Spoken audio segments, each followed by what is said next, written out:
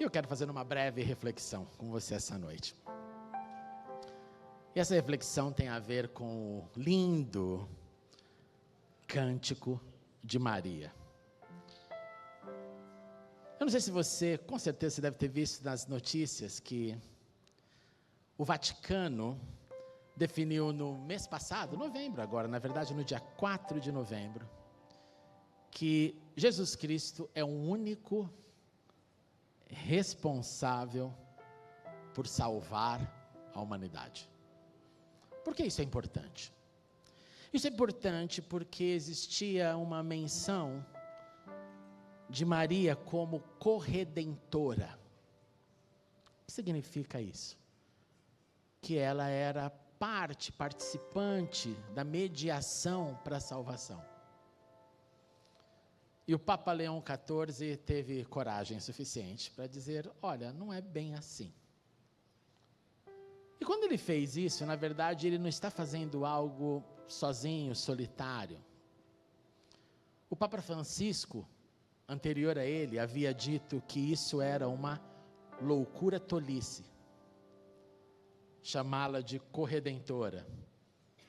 Em outras palavras, o Papa Francisco acreditava que a salvação é somente através de Jesus, do que Jesus fez. Antes do Papa Francisco, Bento XVI, da mesma forma, também bateu o mesmo martelo. Não, ela não é corredentora. O único salvador e mediador entre Deus e os homens é o Senhor Jesus. Antes do Bento XVI, o João Paulo II, no início manteve algumas ideias corredentoras e de repente ele mudou. E ele mostrou a sua conclusão de que não, ela não é corredentora. O único salvador é o Senhor Jesus. Então nós estamos assistindo nesse momento um momento histórico.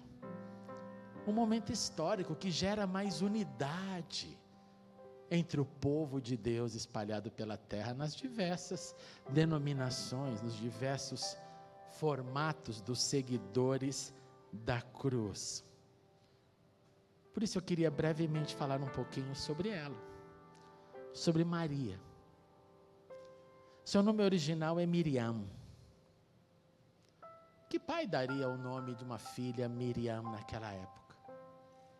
Daria o nome de Miriam para sua filha o pai que era fã de Moisés e de sua irmã, a irmã de Moisés, chamada Miriam. A Miriam profetiza que saiu tocando tamborim com as mulheres depois de atravessarem o mar dos juncos, também chamado Vermelho, celebrando que o Senhor havia afogado o faraó e os cavaleiros e as carruagens.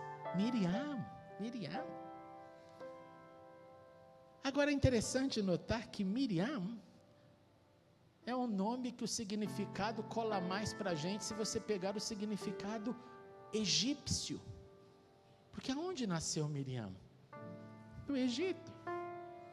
Nos anos da escravidão do povo de Israel. E por que eu estou dizendo que é melhor ficar com o significado egípcio de Miriam? Porque no significado egípcio significa criança desejada, amada. Faz sentido uma mãe dar o nome de uma criança desejada, uma criança amada. Porque se você quiser manter que esse nome vem do que o hebraico diz, aí você deveria dizer que Miriam tem a ver com mir, amarga. Como aquela Mara, águas amargas. Ou Mary, rebelião. Então tem duas possibilidades. Ou ela é a criança desejada, ou ela é a da amargura, da rebelião, e nesse caso, por causa da escravidão egípcia. Miriam, Maria, uma judia de Nazaré, região da Galileia, norte de Israel, noiva de José, escolhida para ser a mãe do Filho de Deus. Após Miriam ouvir a mensagem chamada através do anjo Gabriel, ela cheia de unção, naquele êxtase profundo de o Senhor lembrou-se de mim, dessa menina de Nazaré. O Senhor lembrou-se de mim, dessa menina da cidade pequena, de sinagoga pequena, de população pequena. O Senhor lembrou-se de mim. E ela fez o cântico maravilhoso. Se você tiver com a sua Bíblia, abra comigo. Lucas capítulo 1, verso 46, senão vai ser projetado. Porque eu quero que a gente extraia um pouquinho desse cântico, porque é poderoso. Lindas as palavras de Miriam. Ela começa dizendo, depois que ouviu do anjo, você vai ficar grávida, pelo poder do Espírito, você vai dar o nome dele de Jesus, ele irá salvar, é o reino sem fim, é o Messias, é o Mashiach. Disse Miriam, a minha alma engrandece ao Senhor, e o meu espírito se alegra em Deus, o meu Salvador. Ela começa com a fala de louvor e gratidão. O meu interior te engrandece, Senhor, porque tendo ouvido o anjo, eu percebo que essa voz, ela é real. Esse engrandecimento dela, quando ela diz o meu espírito se alegra em Deus, ela já está aqui demonstrando com clareza que ela sabe que um ato sobrenatural aconteceu sobre ela. No verso 48 ela diz, pois atentou, o Senhor atentou para a humildade da sua serva. Nós não sabemos como foi a infância dela. Nós sabemos que a infância em Nazaré era muito simples. Sabe essa vida comunitária, onde todo mundo conhece todo mundo sabe quem é o filho de todo mundo sabe o que todo mundo faz, todo mundo ajuda um ao outro, todo mundo é família, comunidade pequena, vilarejo. Onde meninas aprendem com sua mãe como serem esposas, meninos aprendem com seu pai qual é a profissão para trazer o sustento para o futuro lar. É simples assim. Menino vai trabalhar, menina vai ser mãe e ficar em casa. E ela olha para o Senhor e diz, o Senhor se atentou para a humildade dessa sua serva. Portanto, de agora em diante, todas as gerações me chamarão de mais que feliz, de bem-aventurada. Como nós estamos fazendo nessa noite, lembrando dela. As nações irão lembrar, as gerações irão lembrar, irão festejar que Deus escolheu essa serva humilde de Nazaré para ser a barriga de aluguel do Salvador da humanidade. No verso 49 ela vai dizer, porque o poderoso fez grandes coisas em meu favor. Santo é o seu nome, santo é o seu nome, porque Ele me escolheu. A escolha vem do Senhor, é o Senhor quem escolhe, é o Senhor quem diz, é esta pessoa, é aquela pessoa. E depois da chegada do Espírito Santo, esse espectro de escolhidos aumentou consideravelmente, onde nós ouvimos a voz do Senhor que nos chama já para tantas coisas que sabemos. Por exemplo, para sermos sal e luz. Você não precisa de um anjo aparecer para você e diga para você, seja sal e luz. O Senhor já disse, seja sal e luz. O Senhor já disse para você, seja minha testemunha.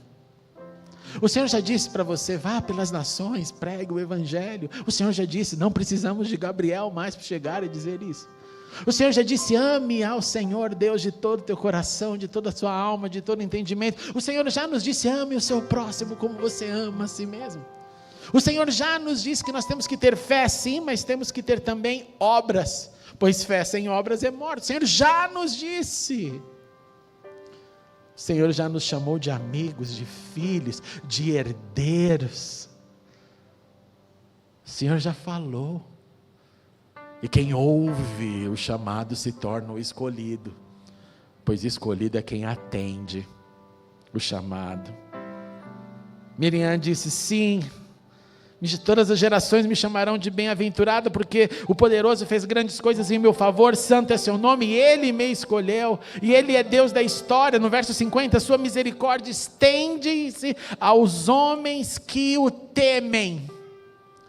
Em todas as gerações, os homens que o temem, estes são recipientes da misericórdia de Deus.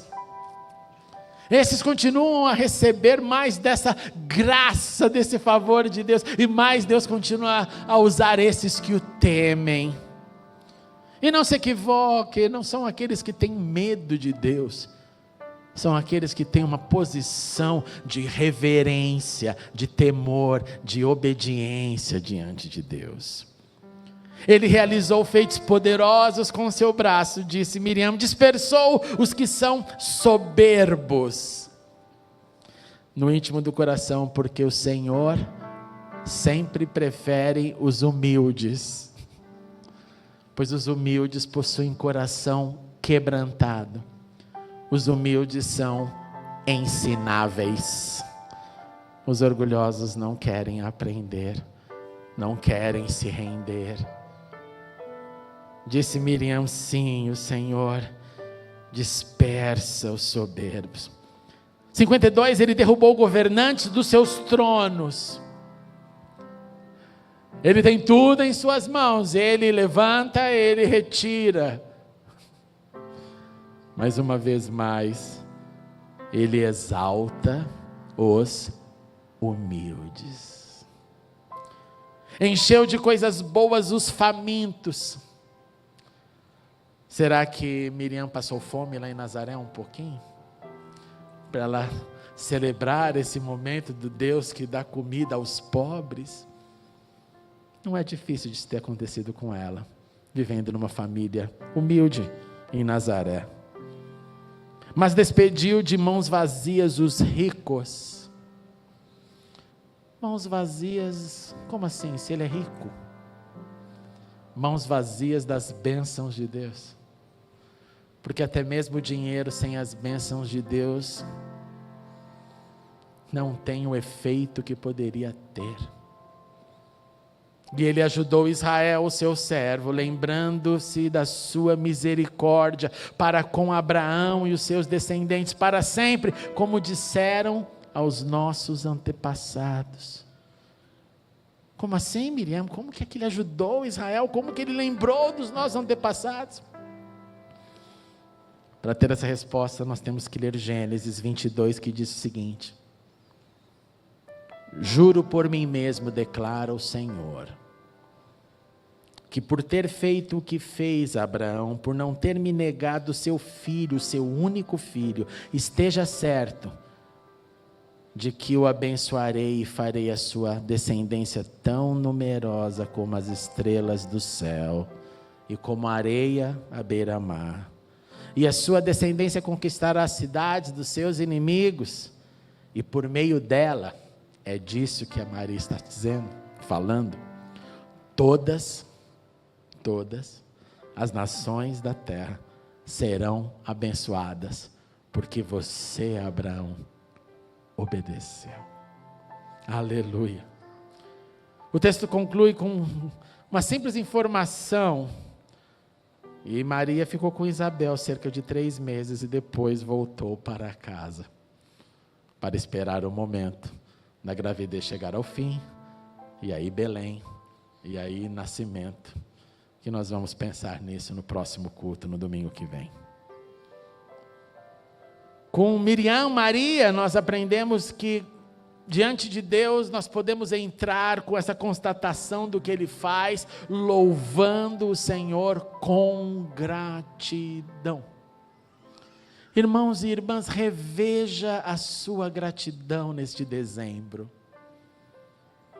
Não fique olhando para o que gostaria de ter e não conseguiu, mas vamos celebrar com gratidão aquilo que Deus nos deu.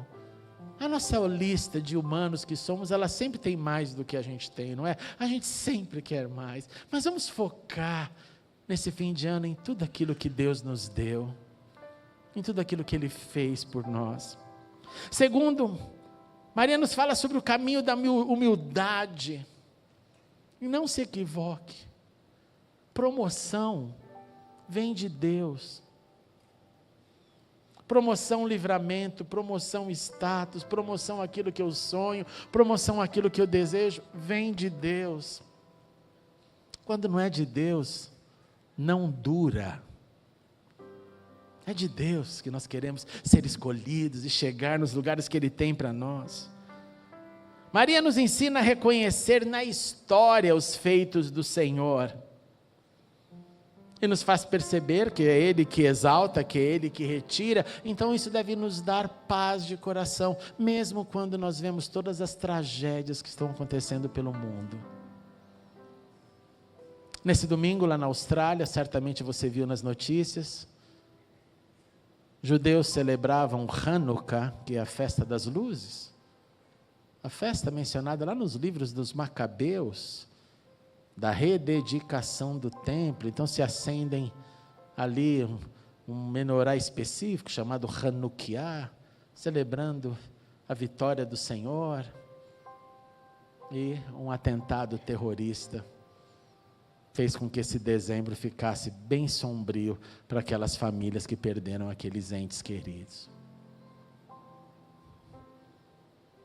Por um outro lado, como disse pela manhã e repito, nossos irmãos da Síria estão celebrando nesse advento porque conseguiram reformar algumas igrejas destruídas pelo terror e estão celebrando o advento dentro das igrejas. Algumas com o teto ainda meio inacabado, mas pelo menos já estão dentro. Montaram árvores. Eu chorei quando eu vi a árvore, eu chorei. Porque enquanto tem alguns crentes meio malucos brigando se pode ter árvore ou não, os neuróticos assim, eles estavam lá, os irmãos juntando a árvore para se reunir todo mundo e para falar, vamos celebrar o Natal agora. Morreram muitos dos nossos irmãos, bombas explodiram nesse templo, mas nós vamos decorar com o que a gente tem e nós vamos celebrar Cristo vivo. Ele é Senhor da história. Ele é Senhor da história. O Cântico de Maria nos ensina a reproduzir com compaixão aos necessitados. Nós tivemos essa oportunidade aqui no MAS essa semana, e eu trago a gratidão daqueles irmãos, daquelas famílias que nós adotamos, de cada criança que foi adotada, de cada presente que nós colocamos nas mãos delas, de cada cesta básica, de cada panetone. E o abraço, o carinho delas foi maravilhoso. Que Deus não nos deixe esquecer dos necessitados, que Deus nos tire o foco somente no venha a mim o meu reino e que seja feita a minha vontade. Mas que Ele abra os nossos olhos sempre para o necessitado. E por fim, com Maria nós aprendemos a conexão da chegada do Senhor com as promessas feitas a Israel, atingindo todas as famílias da terra. O que nos fala sobre a nossa obediência.